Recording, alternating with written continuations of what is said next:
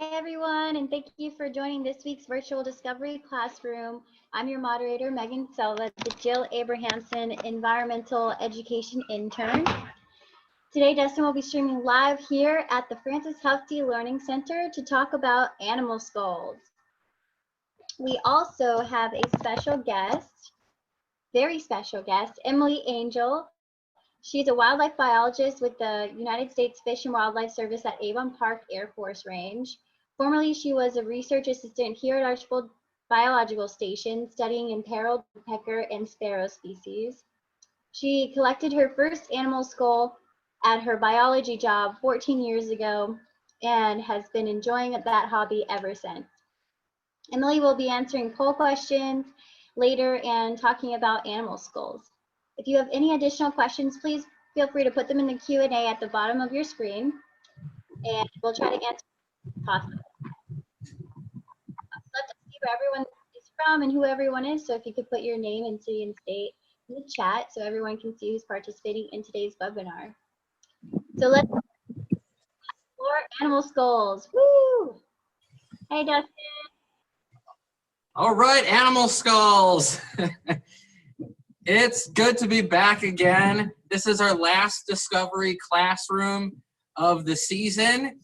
After this one, we're taking a little break and getting ready for our virtual summer camp. So look out for news for the virtual summer camp. I'm excited about the theme today. Animal skulls and collecting animal skulls is a hobby. Now, for some people, when you hear that, you might think, that's kind of strange. That's kind of gruesome. Other people might be thinking, yeah, this is exactly the kind of YouTube content that I'm looking for. No matter where you fall on that spectrum, my hope is that during the class today, we'll take some of the mystery out of reading animal skulls, and hopefully you'll have a better understanding of when you do see a skull, understanding a little bit about how to identify that animal and how to read the features on that skull. What is a skull? Well, I've got a whole bunch of skulls right here to look at. A skull is the collection of bones that protects our brain and also that makes up our jaw. Some of the skulls I've got here today have the mandible or have the jaw on them, but a lot of them don't. So just keep that in mind. Some skulls are pretty big. Other skulls, like this little guy here, are pretty small. This is a bat. I don't know what kind of species it is. And this one, I'm going to have you guess this in a minute. Before I dive into the features on these, I want to pull up a slide that lists the 7 features to start with when you're looking at a skull.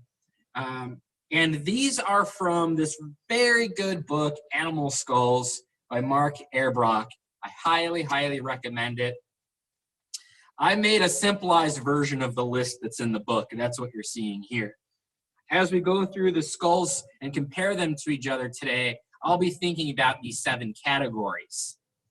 Thinking about the teeth, trying to envision the bite muscles on the animal, examining the mandibles for the jaw, looking at the front of the face and the nasal cavity, contemplating the eye size and placement, scrutinizing the auditory bullae. I'll get to what that is later, and pondering the brain case.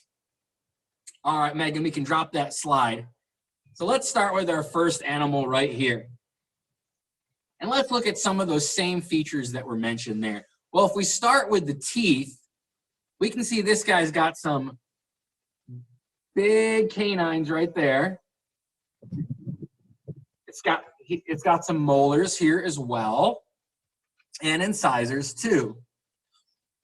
We see eyes up front. You may have heard the phrase, eyes up front likes to hunt, eyes on the side likes to hide.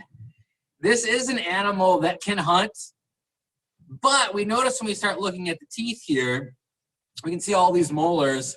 It's an animal that does both.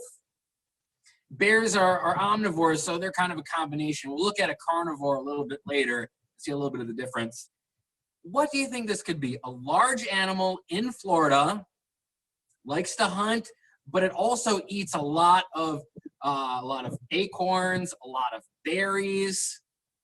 I actually saw somebody already guess this one. It is a Florida black bear. These next two skulls are very similar in size, but they're two different species. And let's see if we can figure out, a little bit more about them, and then maybe you can guess which is which. I am noticing that, gosh, their teeth are very similar. Just like the bear, these are both omnivores. They have those same sets of teeth. This one here is missing its canine, but it does have a canine. Sometimes the canines will fall out after the animal dies. They don't have gums to help hold them in anymore. There are some differences that stand out really quickly, though. So if you take a look at, let's call this animal A, and this is animal B. Animal A has a much bigger brain than animal B does. This brain case is pretty large for the size of this skull, which tells us that this is a problem solver. This one, the actual brain case part in the back here is pretty small. That lets us know that if we gave these two some puzzles to solve, this one would do a really good job. Animal B does have a cool feature that animal A doesn't, which is this bone mohawk. This is called a sagittal crest.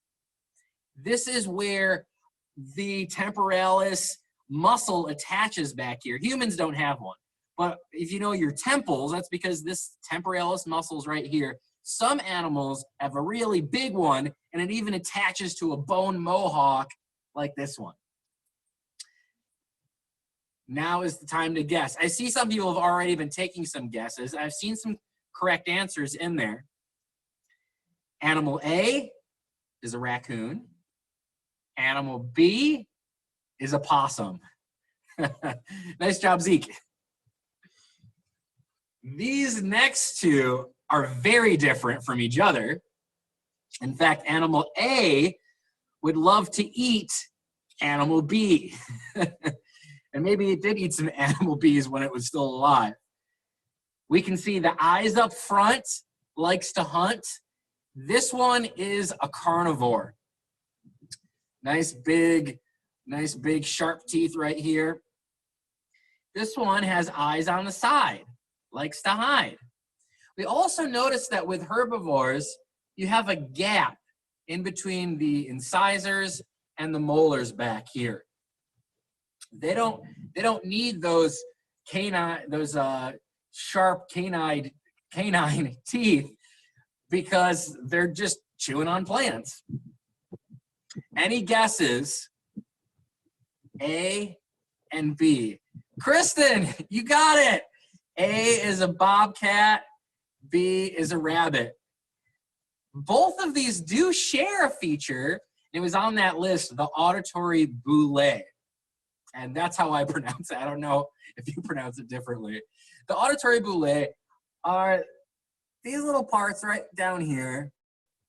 They look almost like little balloons on the back. And you see the bobcat has them as well as the rabbit. That is the area behind the ear. So when you see these inflated like that on an animal, that lets you know that this animal has really good hearing.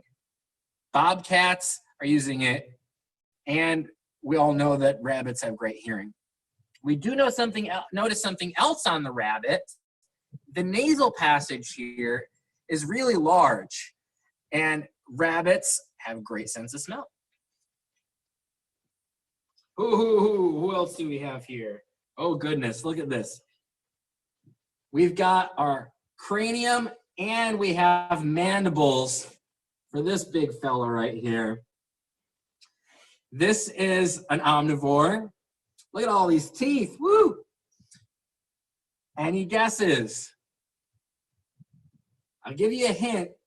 When I'm looking at this one, I go to two spots. This right here and this shape on the back of the head right here. That lets me, oh yeah, a couple people got it right. That lets me know this is a wild hog or a feral pig, feral hog. All the pigs, all the different kinds of pig species, they've all got the same shape on the back of their skull. And I've got one more here to show you. This is a beautiful specimen. This one also, yay, it has the mandibles as well. Any guesses on this? We have a medium-sized animal. We have a hunter, but it also can eat plants. It has beautiful, beautiful teeth on here. Oh, it looks like very good. I see a whole lot of people getting this one right. Coyote. And a dog skull looks very similar to this. When you're looking at all these skulls here, you might notice how clean they are. These are great skulls. We use these to educate, field trips and summer camps and that kind of thing. But then the question is, if you wanted to get into this hobby, how would you get your skulls looking so nice and clean? We have 2 poll questions for you today. We're going to pull up our first poll question right now, and our guest, Emily, will help us answer, how do you get such nice looking skulls?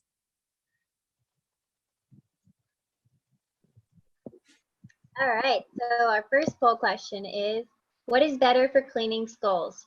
Bleach, hydrogen peroxide, milk, or orange juice? And we'll give you a few more seconds to answer that. And we'll have Emily Angell come on and answer that for us. Hey, Emily. Hey, everybody. Welcome to my backyard. It's good to have you here today. Yeah, so that's a great question. And people ask me that a lot. How do you clean your skulls and make them look so clean? And a lot of people incorrectly guess bleach.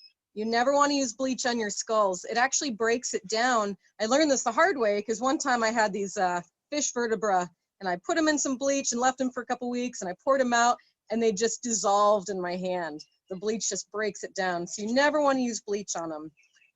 Milk, I don't think that would do anything.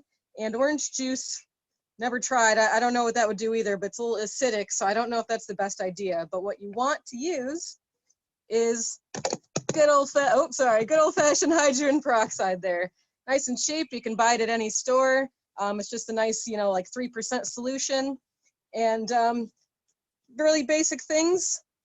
Nice pickle jar there, or really whatever size that you need for, the animal that you've got. Some of these smaller things, like this is a little snipe. We've got a Florida gar here. This is one of my favorites. Found this when I was fossiling on the Peace River. And this guy here is an armadillo. So when I found this gar, this was a full fish and it was rotting and it smelled awful. And my husband was nice enough to let me put it in the back of our car and drive it 2 hours home. But then once you do that, you just put it in something like this, whatever fits the size of it. And you just fill that up with your hydrogen peroxide. And you just leave that for a couple of weeks. You just check on it. As soon as you pour the peroxide in, you'll start seeing it bubbling up.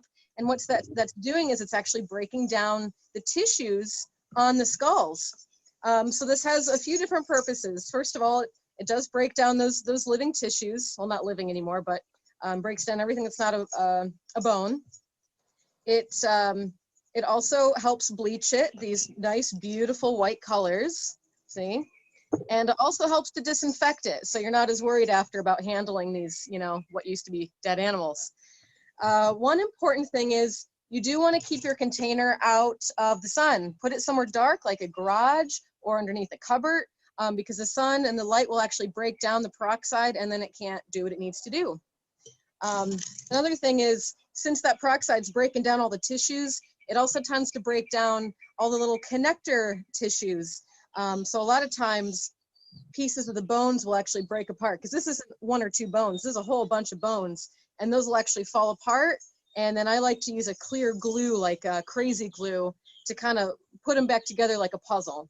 Another thing I like to use glue for is a lot of times the teeth over time will get really loose. So it's best to just glue those in place right away so that you don't lose any of the teeth. Yeah, back to you, Dustin. Oh, I love it. I love it. We're going to take a couple minutes here to look at some more skulls. Then we'll go back to Emily. And if you haven't guessed already, that is my wife. I was the husband that let her put the stinky fish in the car. And she's going to teach us a little bit more about her process. I actually borrowed these skulls from Emily because she has a pretty fantastic collection at her house. I already showed you some of the main features you can use to identify animals and just learn about how did that animal live. But I wanted to find some skulls with stories, because it's not just about how the animal lived. There's clues about how the animal died sometimes on your skulls. This is my favorite one out of these. This is a bighorn sheep, not from Florida. Take a look at this. This is not an eye socket, right? This is a hole, a big hole, right? On the top of its skull here. When you see this, you might think, oh, it must have gotten shot. Is that a bullet hole? It's not a bullet hole. And one of the ways I can tell is this skull here, this part of the skull here has newer bone on it. This was trying to heal. The bone that looks real spongy right here is younger bone.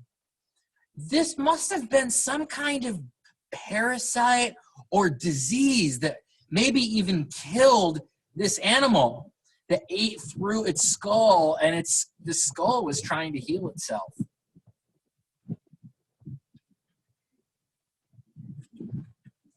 What do we have here? Type it in the chat. This is a little one. There we go. That's good. Everybody put gator and not crocodile. Very good. The gators have the U shape. The crocodiles have the V shape. This little gator was shot. And so we have the bullet hole right there. We don't know the story on this. We found this out in the woods. Well, Emily found this out in the woods. Got two more here. This one is in pretty good shape, except if you look up close, you can see little holes. Little holes in this skull. Those are bite marks. I don't know what killed this. This is a raccoon, by the way. I don't know what killed this, or if it was the bite that killed it, or if the bite came later. But something was chewing on this. And we've got a little skunk. Same thing with our raccoon. You can see little holes, some bite marks on there. Our next poll question, we will pop up now and talk a little bit more about how do you clean your skulls? What about when you first get them and they're real nasty? All right, next poll question is, what is the best way to remove the skin and fur from skulls? Do you boil them, bury them, use beetles, or all of the above? And Emily, if you'd like to put your video back on and unmute yourself and help us out with this one. Hi, everybody. Yeah, great poll question. So the correct answer is actually all of the above. Those are all ways you can use to clean your skulls. I've used all of them with varying degrees of success. So it really depends on what you'd like to do and kind of what setup you have. Boiling works, but it's not something you necessarily want to do in your kitchen with, your pots you might be using for other things, and it smells really bad. So another thing you may have heard of are dermestid beetles, which are beetles that will actually eat off all the skin and flesh and leave it clean. Museums use these, and hobbyists can use them. You can actually order dermestid beetles and maintain your own colony at home. You have to feed them meat and stuff when you don't have any skulls. So I haven't tried that yet, What I like to do is kind of the simplest method, which is really to bury my skulls. And I've got this little setup here that I will show you. Oh, sorry. Trying to show you here. Aha, so I've just got this old tub here. And the most important things are, I mean, you could just go and bury it in the soil. But the problem is a lot of things like to dig it up. Even cats, neighborhood cats will come, and I've had a lot of skulls stolen in the past. So you want something on the top to keep things from easily getting in.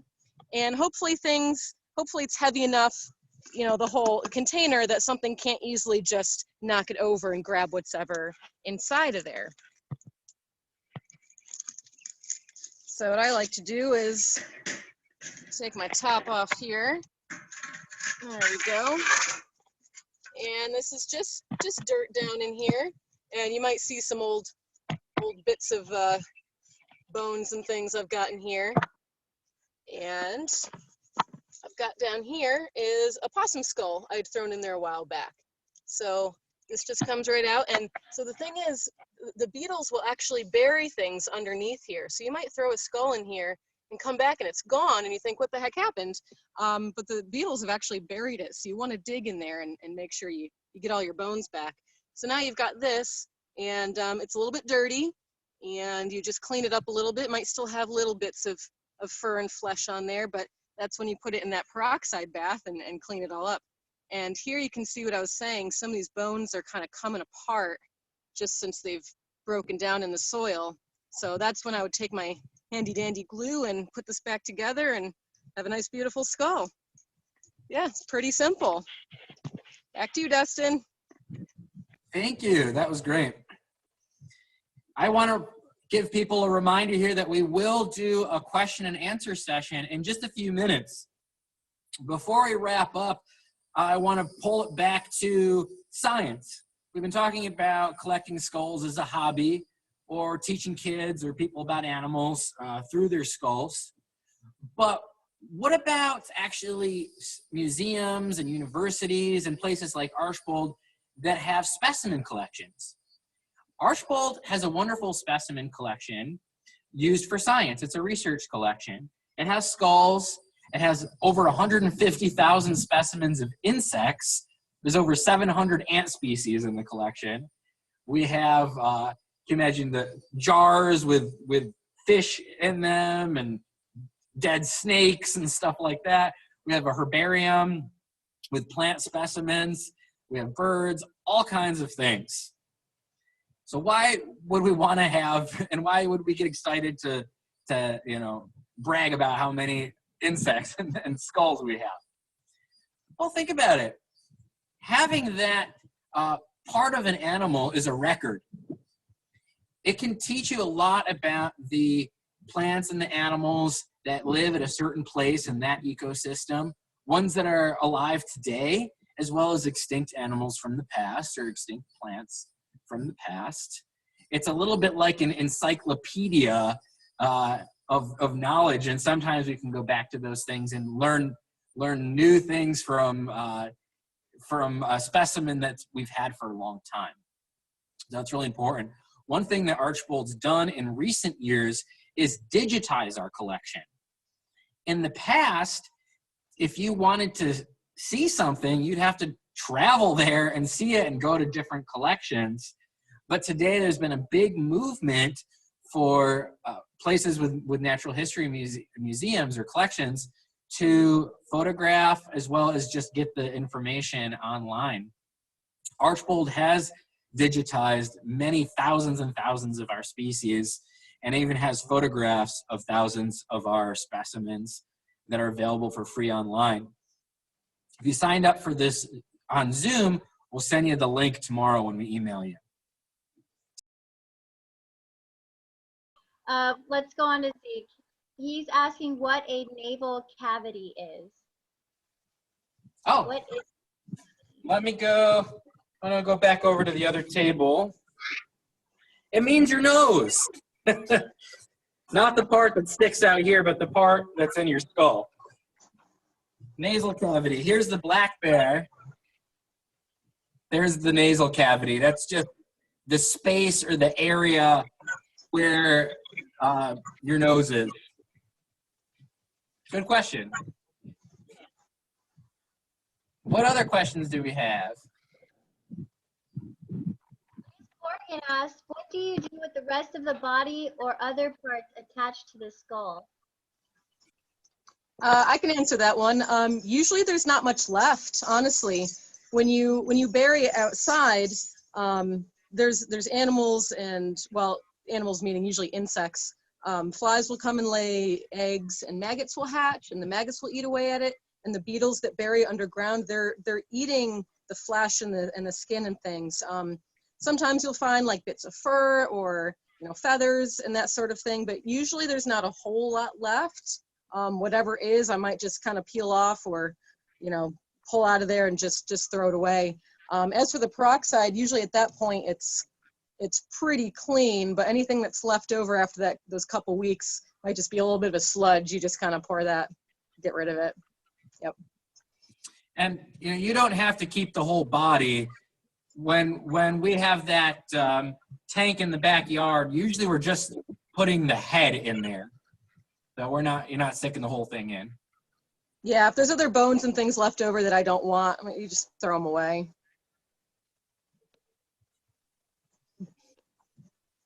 All right, so the question we have is from Lyric Moore.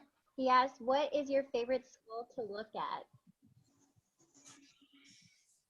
Favorite skull to look at? I know it's not that impressive when I've got like a bear skull here and we've got an alligator inside, but I do still have a soft spot for the rabbit skull. And I think it's because when I was first learning my skulls about 7 years ago, I was just so fascinated that when I first looked at this, it just did not look like a rabbit to me. And there was that wonder of learning something new when I was learning the rabbit skull. For skulls that are not in our collection here, there's a lot of really cool looking skulls out there. If you look at, like a dolphin or walrus, there's some like super cool looking skulls out there too. Emily, what about you? Yeah, I'll mention, I don't have it out on my table right here, but I've got one inside, is a common snapping turtle skull.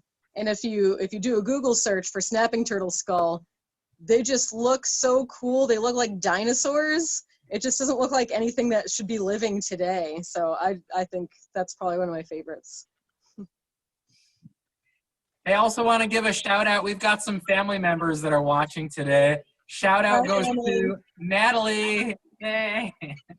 All right, so another question we have is from Kristen Knowles. She'd like to know, is it legal for the general public to collect skulls?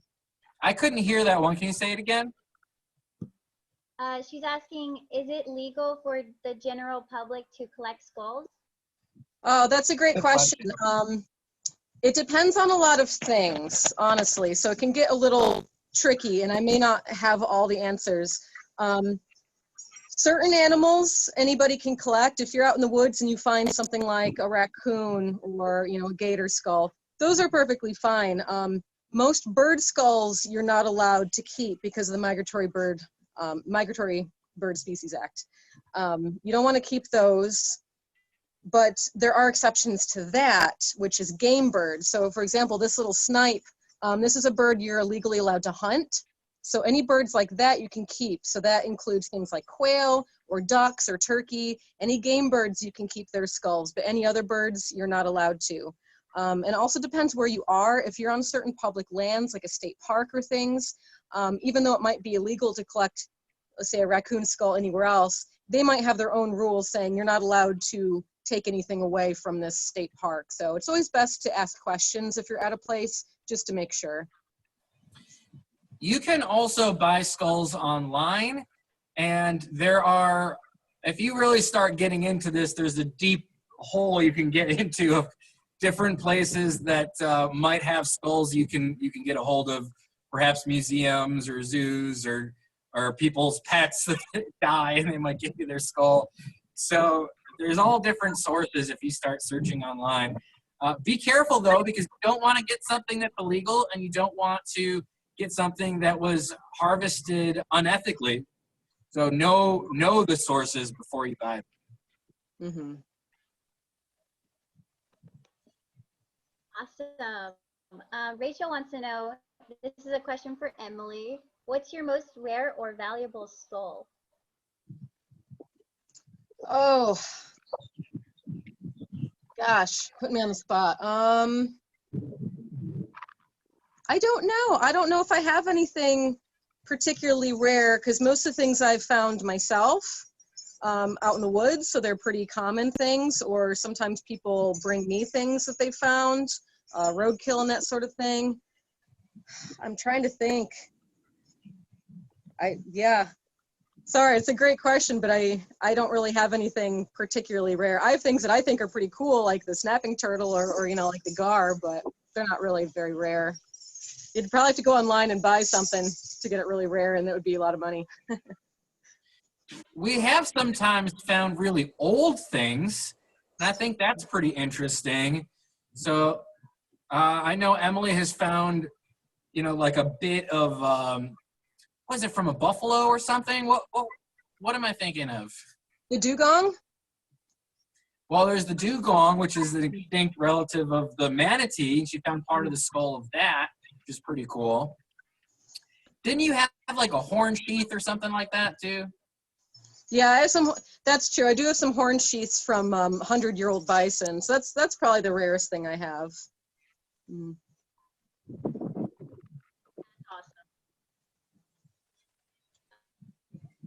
So Denise Mariano asks, so do you wander around with a plastic bag in the back seat if you happen to come upon like an animal, like I guess she's asking if it's like a dead animal, or do you have a cooler? I couldn't quite hear the end, but I think the gist I'm getting is, what do I walk around with like a plastic bag in my back seat or that sort of thing? Like, how do I collect it? Is that right? Yeah, Yeah, it's always good to be prepared. I couldn't say that I'm always necessarily prepared. See, I'm a wildlife biologist, so I spend a lot of time in the woods.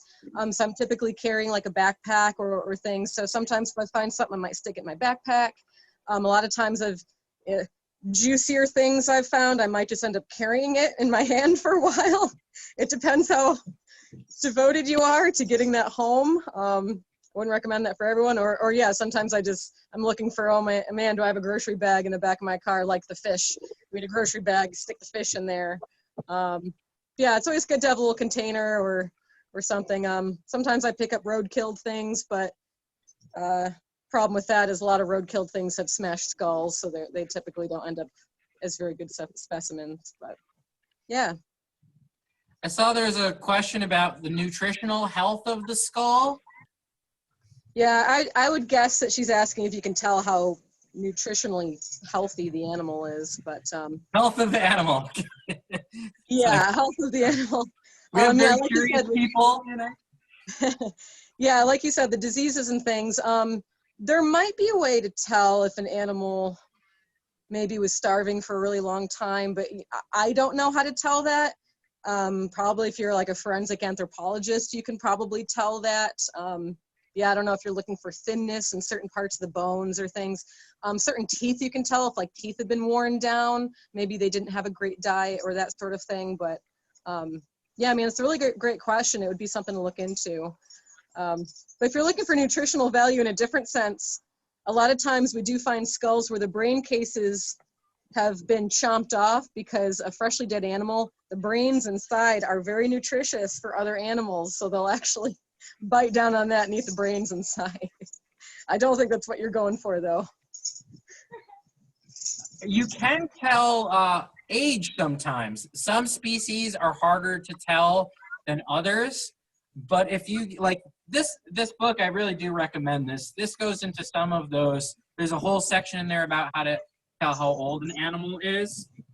One of the simple ways to do it, but it doesn't work all the time, is to look at the sutures, or the areas where the different bones connect. And when you look up real close, you'll see that the skull is made out of lots of different bones. And as an animal ages, these bones will fuse together. So these lines will become lighter and lighter. Another thing that happens as an animal ages is if they have a sagittal crest or another crest in the back here, that will grow over time. So the young ones either won't have them or they'll be very small. And the cheekbones here tend, on a lot of mammals, tend to get wider as the animal gets older. But you have to know your animals pretty well to be able to notice those kinds of things. Yeah, great questions. Let's keep them coming. I really like this question. I think it'll be a funny one. Lillian and Bailey asked, have you ever gotten a two-headed snake? No. I've No, seen no, that pictures. would be something to see. Elisa wants to know, is new building bone over scar affected by hydrogen peroxide? Sorry, can you repeat that? No. Is new building bone over scar affected by hydrogen peroxide? I don't think so, but I'm not 100% certain on that. As far as I know, peroxide really just targets the tissues and not bone. But if it's really new bone and really brittle, maybe. This is just a hobby for me, so I'm still learning too. Yeah, I'm not sure about that one. Sorry. I'm not sure if you guys touched on this yet. Sorry if you can't hear me very well. But I think maybe Dustin answered this, but Linda's asking if there's any risk of disease from those dead animals to humans. I mean, it's always good to be careful. I mean, I'd always recommend gloves and things like, yeah, don't be like me and just pick things up with your hands. I will mention that the feral hogs do, in their blood, have a disease called brucellosis that people can get. So if you're hunting hogs or you're just collecting skulls, you do need to be very careful with the feral pigs in Florida. Mm. Yeah, thank you for that. So Zeke asked, can too much hydrogen peroxide damage the skull? I don't think so because I tend to put them away and then forget about them. So I say a couple weeks, but usually I leave something in there and forget about it and come back a few months later. The thing is, the peroxide actually gets kind of used up. Not that it's completely gone from the jar, but sort of I don't know kind of the chemical, reaction behind it. But when it starts fizzing in the beginning, it's like working away at those cells. And once there are cells kind of gone, that fizzing stops. Or if you had too little peroxide in there for too big of a skull, that reaction will stop. So yeah, I mean, I've had things soaking in there for a long time. It doesn't seem to bother it. John asked, how many skulls do you have? I know you have a lot, but how many estimated? I don't know about the Archbold collection. Dustin might be able to answer that. Me, I've never counted. I'd probably say 75 to 100 in my personal collection. I don't know how many Archbold has. That's a good question. Our skull collection is not that big. It's not like the insect collection or the herbarium. And the ones that we have here at the Learning Center to show students, we have maybe 20 of them, something like that in here.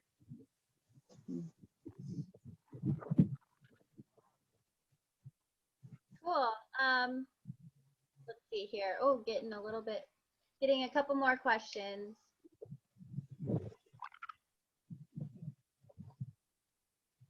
I'm willing to stay on for a little longer if there's still some more questions. Yeah, if people are still asking, I'll stay. Somebody's asking if they found a skull, can they email us a picture and we can identify it for them maybe? I think that would be fine. Yeah. We do have people message Archbold. Sometimes people will send either email or our Facebook will send a Facebook message.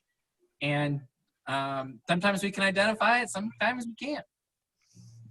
Yeah, I would say if you want to send pictures to, to Dustin or Archbold, make sure they're good pictures from maybe multiple angles with perhaps a ruler next to it so we can get a size comparison, or, a quarter in the picture, something like that. I think that's about it with the questions. Well, thank you, everybody. This has been really fun. We've done 6 of these, so one a week for last 6 weeks. It's been a blast. Thanks for coming on today, and have a good one.